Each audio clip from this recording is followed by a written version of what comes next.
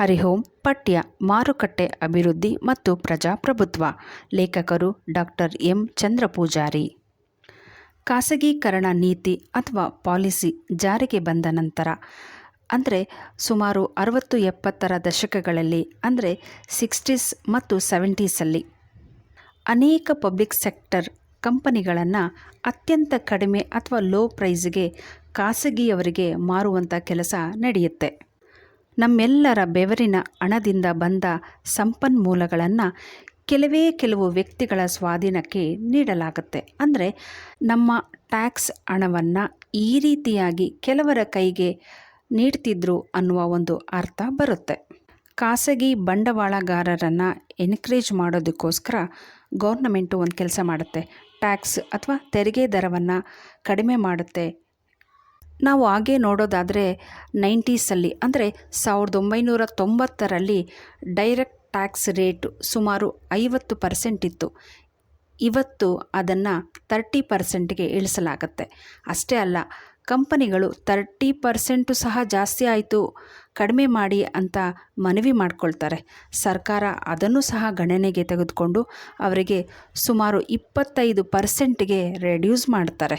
ಖಾಸಗೀಕರಣ ಪ್ರಕ್ರಿಯೆ ಸ್ಟಾರ್ಟ್ ಆದಾಗ ಲೇಬರ್ ಲಾ ಅಥವಾ ಕಾರ್ಮಿಕರ ಕಾಯ್ದೆಗಳಲ್ಲಿ ಸ್ವಲ್ಪ ತಿದ್ದುಪಡಿ ಮಾಡುವಂಥ ಕೆಲಸ ಶುರುವಾಗುತ್ತೆ. ಈ ರೀತಿ ತಿದ್ದುಪಡಿ ಮಾಡುವಂತಹ ಸಂದರ್ಭದಲ್ಲಿ ಗುತ್ತಿಗೆ, ಹೊರೆಗುತ್ತಿಗೆ, ತಾತ್ಕಾಲಿಕ, ಅರೆ ತಾತ್ಕಾಲಿಕ ಕಾರ್ಮಿಕ ಪದ್ಧತಿಗಳನ್ನು ಜಾರಿಗೆ ತರುವಂಥ ಕೆಲಸ ಆಗುತ್ತೆ. ಸರ್ಕಾರವು ಕಂಪನಿಗಳಿಗೆ ನೀಡುವ ಸಾಲಗಳಲ್ಲಿ ಕೆಲವೊಂದು ಬದಲಾವಣೆಯನ್ನು ಮಾಡುತ್ತೆ. ಅಂದರೆ ಅವ್ರಿಗೆ ಅನುಕೂಲವಾಗುವಂಥ ರೀತಿಯಲ್ಲಿ ಲೋನ್ ಪಾಲಿಸಿಯಲ್ಲಿ ಕೆಲವೊಂದು ಚೇಂಜನ್ನು ಮಾಡಿ ಕಂಪನಿಗಳಿಗೆ ತಮ್ಮಲ್ಲಿರುವಂಥ ಹಣವನ್ನು ಹೆಚ್ಚು ಭಾಗ ಉದ್ಯಮಿಗಳಿಗೆ ಸಿಗುವಂತೆ ಮಾಡುವ ಕೆಲಸವನ್ನು ಮಾಡ್ತಾರೆ. ಹೆಣ್ಣು ಮಕ್ಕಳು ಮನೆಯಲ್ಲಿ ಮಕ್ಕಳನ್ನು ಎತ್ತು ಒತ್ತು ಸಾಕುವುದು, ಅಡುಗೆ ಮಾಡಿ ಬಡಿಸೋದು, ಬಟ್ಟೆ ಒಗೆಯೋದು, ಪಾತ್ರೆ ತೊಳೆಯೋದು, ಕುಟುಂಬದ ಜವಾಬ್ದಾರಿ ಎಲ್ಲವನ್ನು ನಿಭಾಯಿಸ್ತಾಳೆ. ಹಾಗೆ ಇಂಥ ಯಾವುದೇ ಕೆಲಸಗಳಿಗೆ ಅವಳಿಗೆ ಸಂಬಳ ಅಂತ ಏನೂ ಸಿಗೋದಿಲ್ಲ. ಇಂಥ ಕೆಲಸಗಳನ್ನು ಆರ್ಥಿಕ ಚಟುವಟಿಕೆಗಳೆಂದು ಪರಿಗಣಿಸೋದಿಲ್ಲ. ಒಂದು ವೇಳೆ ಇಂಥ ಕೆಲಸಗಳನ್ನು ಸಂಬಳ ಕೊಟ್ಟು ಬೇರೆಯವ್ರ ಕೈಯಿಂದ ಮಾಡಿಸೋದಾದರೆ ಅವ್ರಿಗೆ ಸಾವಿರಾರು ರೂಪಾಯಿ ಸಂಬಳ ಕೊಡಬೇಕಾಗತ್ತೆ ಅಲ್ವಾ? ಈ ಒಂದು ಸಂಬಳವನ್ನು ಗಂಡ ಕೊಡಬೇಕಾದ್ರೆ ಪರೋಕ್ಷವಾಗಿ ಆತ ಫ್ಯಾಕ್ಟ್ರಿಯ ಮಾಲೀಕನ ಸ್ಥಾನದಲ್ಲಿ ನಿಂತ್ಕೊಳ್ತಾನೆ ಅನ್ನುವ ಒಂದು ಅರ್ಥ ಬರುತ್ತೆ ಇಲ್ಲಿ. 1990s ಅಂದರೆ 1990ರಲ್ಲಿ ಸರ್ಕಾರದ ಲೆಕ್ಕಾಚಾರದ ಪ್ರಕಾರ ಬಡತನ ರೇಖೆಗಿಂತ ಕೆಳಗಿರುವ ಕುಟುಂಬಗಳ ಸಂಖ್ಯೆ ಕಡಿಮೆಯಾಗಿದೆ ಅಂತ ಹೇಳ್ತಾ ಇದ್ದಾರೆ. ಅಂದರೆ ಬಡವರ ಆದಾಯ ಹೆಚ್ಚಾಗಿದೆ ಅನ್ನುವ ಅರ್ಥ ಅಲ್ಲ. ಬಡತನವನ್ನು ಮಾಪನ ಮಾಡುವಂಥ ಆದಾಯ ಅತ್ಯಂತ ಕಡಿಮೆ ಪ್ರಮಾಣದಲ್ಲಿ ನಿಗದಿ ಮಾಡಲಾಗಿದೆ. ನಮಗೇನು ಅರ್ಥ ಆಗುತ್ತೆ ಅಂದರೆ ಸುಮಾರು 40% ಜನ ಬಡತನ ರೇಖೆಗಿಂತ ಕೆಳಗೆ ಆದಾಯವನ್ನು ಹೊಂದಿದ್ದಾರೆ ಅನ್ನೋದು ನಮಗೆ ಅರ್ಥ ಆಗುತ್ತೆ. ಒಂದು ವೇಳೆ ಇದೇ ಮಾಪನಕ್ಕೆ ಅಥವಾ ಮೆಷರ್ಗೆ ನಾವು $2 ಸೇರಿಸಿದ್ರೆ ಅಥವಾ ರೈಸ್ ಮಾಡಿದ್ರೆ ಆಗೇನಾಗುತ್ತೆ ಹೇಳಿ? 77% ಜನ ಬಡತನ ರೇಖೆಗಿಂತ ಕಡಿಮೆ ಆದಾಯವನ್ನು ಹೊಂದಿದ್ದಾರೆ ಅನ್ನೋದು ನಮಗೆ ಗೊತ್ತಾಗುತ್ತೆ. ಇಂಥ ಪಾಲಿಸಿಯಿಂದ ಏನಾಗುತ್ತೆ ಅಂದರೆ ಮಾರುಕಟ್ಟೆಯಲ್ಲಿ ಉದ್ಯೋಗದ ಅವಕಾಶ ಹೆಚ್ಚಾಗುವಂತೆ ಮಾಡಲಾಗುತ್ತೆ. ಆದರೆ ಇಂಥ ಒಂದು ಉದ್ಯೋಗ ಅವಕಾಶ ಯಾವ ರೀತಿ ಇರುತ್ತೆ ಗೊತ್ತಾ? ಇಂಥ ಉದ್ಯೋಗಗಳಿಗೆ ಯಾವುದೇ ರೀತಿಯ ಭದ್ರತೆಗಳು ಇರೋದಿಲ್ಲ.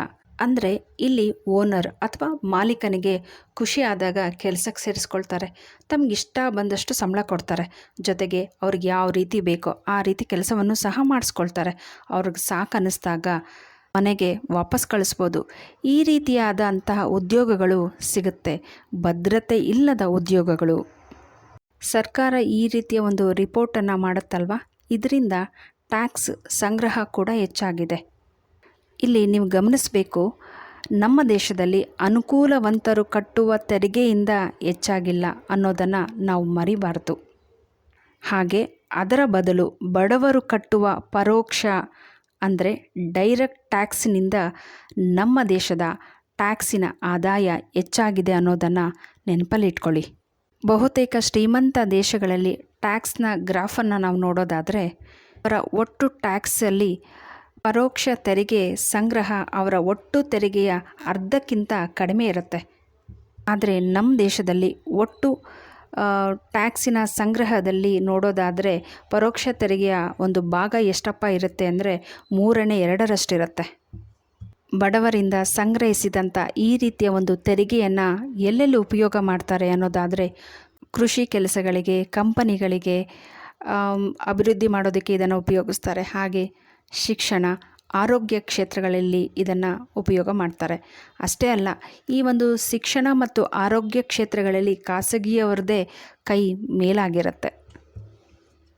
ನಮ್ಮ ಪಾರ್ಲಿಮೆಂಟ್ರಿ ಕಮಿಟಿ ಒಂದು ರಿಪೋರ್ಟನ್ನು ನೀಡಿದೆ. ಅದರ ಪ್ರಕಾರ 1 ಮಿಲಿಯನ್ ಜನರು ಸಾವನ್ನಪ್ಪಿದ್ದಾರೆ.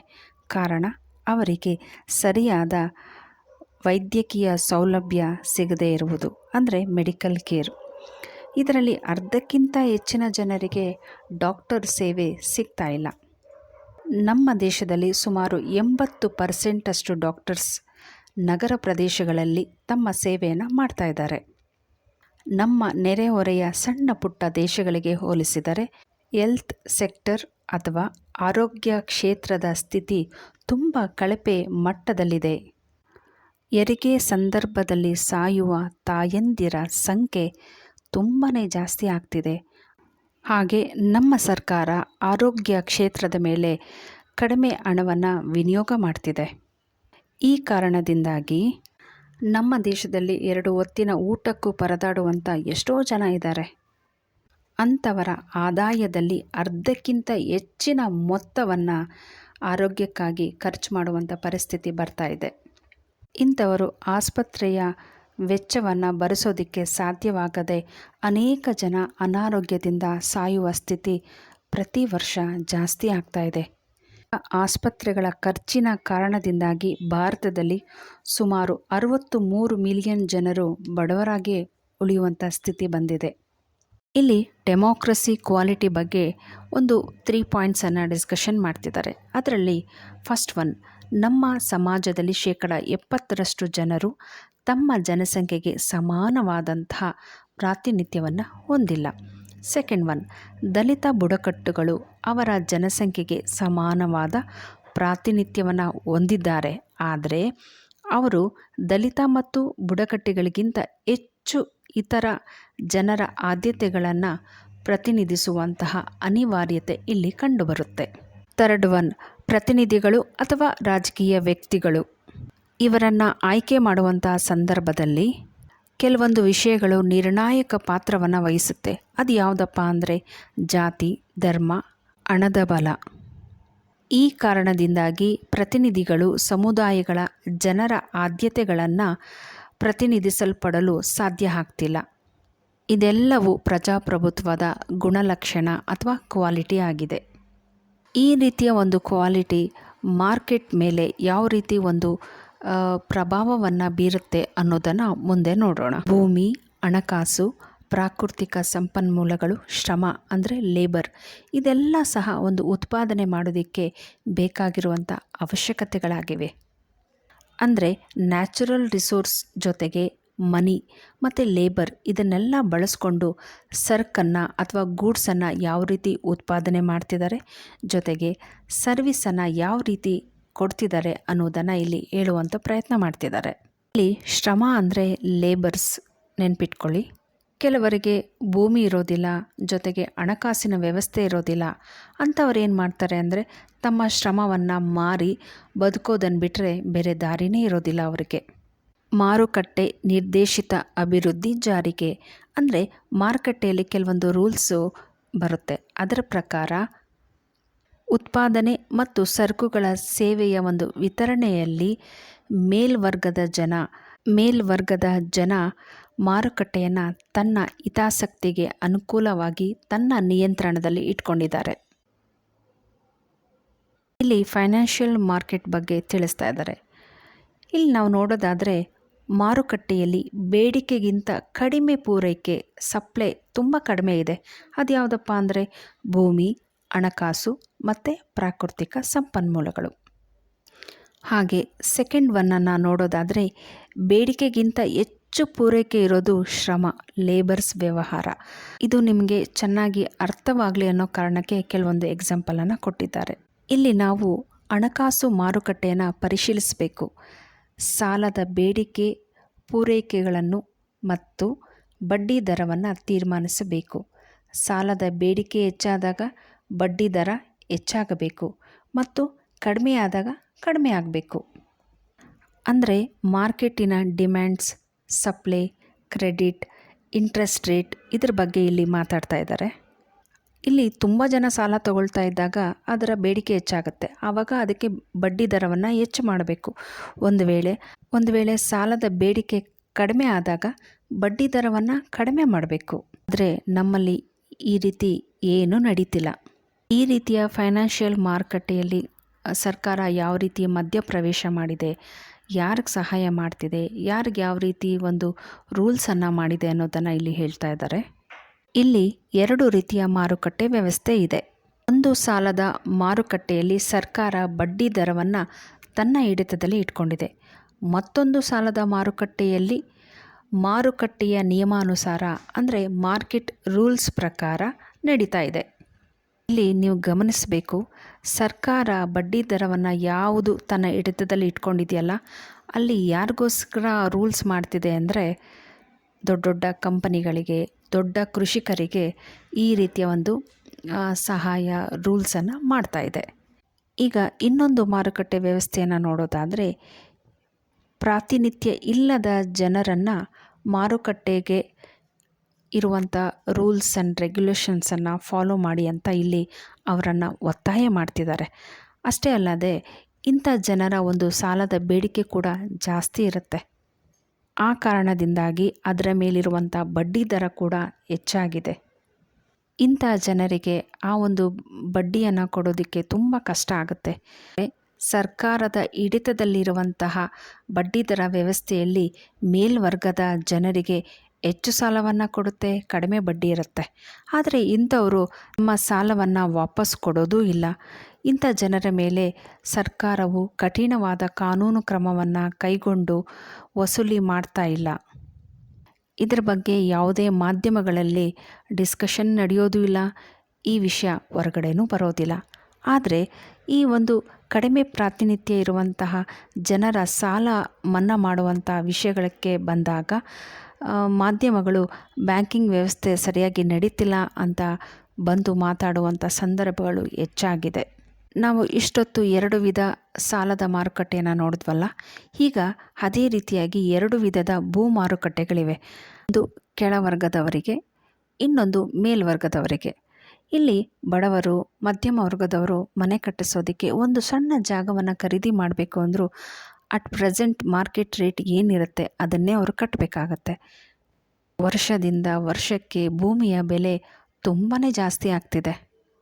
ಇಂಥ ಸಂದರ್ಭದಲ್ಲೂ ಸಹ ಕಂಪನಿಗಳಿಗೆ ಅತ್ಯಂತ ಕಡಿಮೆ ಬೆಲೆಯಲ್ಲಿ ಭೂಮಿ ಸಿಗ್ತಾ ಇದೆ. ಇಂಥ ಕಂಪನಿಗಳಿಗೆ ಭೂಮಿಯನ್ನು ನೀಡೋದಕ್ಕೋಸ್ಕರ ಸರ್ಕಾರವೇ ಭೂ ಬ್ಯಾಂಕ್ ವ್ಯವಸ್ಥೆಯನ್ನು ಸ್ಥಾಪನೆ ಮಾಡಿದೆ. ಈ ಕಾರಣದಿಂದಾಗಿ ಭೂ ಸ್ವಾಧೀನ ಮಸೂದೆಯನ್ನು ತಿದ್ದುಪಡಿ ಮಾಡಲು ಸರ್ಕಾರ ಯಾವುದೇ ಸಂದರ್ಭದಲ್ಲೂ ಹಿಂದೇಟನ್ನು ಹಾಕೇ ಇಲ್ಲ. ತನಗಿಷ್ಟ ಬಂದ ಹಾಗೆ ತಿದ್ದುಪಡಿಯನ್ನು ಮಾಡ್ತಾ ಬಂದಿದೆ. ಇಲ್ಲಿ ಭೂಮಿಯನ್ನು ಹೊಂದಿರುವಂಥ ವ್ಯಕ್ತಿ ತನಗಿಷ್ಟ ಇದ್ದರೆ ಮಾರ್ತಾನೆ, ಇಲ್ಲಾಂದರೆ ಇಲ್ಲ. ಆದರೆ ಈ ಒಂದು ರೂಲ್ಸು ಕೆಲವೊಂದು ಸಂದರ್ಭದಲ್ಲಿ ಅನ್ವಯವಾಗೋದಿಲ್ಲ. ಅದು ಯಾವಾಗಪ್ಪ ಅಂದರೆ ಮಾರುಕಟ್ಟೆ ಸ್ವತಂತ್ರ ಉದ್ಯಮಿಗಳಿಗೆ ಭೂಮಿ ನೀಡುವಂತಹ ಸಂದರ್ಭದಲ್ಲಿ ಇದು ಅನ್ವಯಿಸೋದಿಲ್ಲ. ಹೆಚ್ಚು ಕಡಿಮೆ ಇದೇ ರೀತಿ ಕಲ್ಲಿದ್ದಲು, ತೈಲ, ಕಬ್ಬಿಣ, ಅದಿರು ಹೀಗೆ ಅನೇಕ ಪ್ರಾಕೃತಿಕ ಸಂಪನ್ಮೂಲಗಳ ವಿಷಯದಲ್ಲಿ ಮಾರುಕಟ್ಟೆಯಲ್ಲಿ ಇದೇ ಕೆಲಸ ನಡೀತಿದೆ. ಸರ್ಕಾರದ ಮಾರುಕಟ್ಟೆ ವ್ಯವಸ್ಥೆ ಹೇಗಿದೆ ಅಂದರೆ ಮೇಲ್ವರ್ಗಕ್ಕೆ ತುಂಬ ಈಸಿಯಾಗಿ ಭೂಮಿ, ಹಣಕಾಸು ಎಲ್ಲವೂ ಸಿಗುವಂತೆ ಮಾಡಿದೆ. ಆದರೆ ಇಲ್ಲೊಂದು ನಾವು ಗಮನಿಸಬೇಕು, ಶ್ರಮ ಮಾರುಕಟ್ಟೆಯಲ್ಲಿ ದುಡಿಯುವ ವರ್ಗದ ಸಂಬಳ ಸಂಪೂರ್ಣವಾಗಿ ಬೇಡಿಕೆ ಮತ್ತು ಪೂರೈಕೆಗಳ ಮೇಲೆ ನಿಂತಿದೆ. ನಮ್ಮ ದೇಶದಲ್ಲಿ ಭೂಮಿ, ಹಣಕಾಸು ಇಲ್ಲದವರ ಸಂಖ್ಯೆನೇ ಹೆಚ್ಚಾಗಿದೆ. ಇಂಥ ಜನರ ಪೂರೈಕೆ ಕೂಡ ಹೆಚ್ಚಾಗಿದೆ. ಶ್ರಮ ಪಡುವವರ ಜನರ ಪೂರೈಕೆ ಹೆಚ್ಚಾಗಿದೆ ಅನ್ನುವ ಒಂದು ಅರ್ಥ. ಇಲ್ಲಿ ಕೆಲಸ ಮಾಡೋದಕ್ಕೆ ಜನರು ತುಂಬಾ ಸಿಗ್ತಾ ಇರೋ ಕಾರಣದಿಂದಾಗಿ ಅತ್ಯಂತ ಕಡಿಮೆ ಸಂಬಳಕ್ಕೆ ಕೆಲಸ ಮಾಡುವಂಥ ಪರಿಸ್ಥಿತಿಯನ್ನು ನಿರ್ಮಾಣ ಮಾಡ್ತಿದ್ದಾರೆ. ಈ ರೀತಿಯಾಗಿ ನಮ್ಮ ಪ್ರಜಾಪ್ರಭುತ್ವದ ವ್ಯವಸ್ಥೆಯಲ್ಲಿ ಅನೇಕ ಜನರ ಹಿತಾಸಕ್ತಿಯನ್ನು ಗಮನಿಸ್ತಾ ಇಲ್ಲ. ಹಾಗೆ ಅಲ್ಪ ಸಂಖ್ಯೆಯಲ್ಲಿರುವಂತಹ ಮೇಲ್ವರ್ಗದ ಹಿತಾಸಕ್ತಿಗಳ ಕಡೆ ಹೆಚ್ಚು ಗಮನವಿದೆ. ಇಷ್ಟು ಮಾರುಕಟ್ಟೆ ವ್ಯವಸ್ಥೆಯ ವಿವರಣೆಯಾಗಿದೆ. Thank you. ಕೃಷ್ಣಾರ್ಪಣಮಸ್ತು.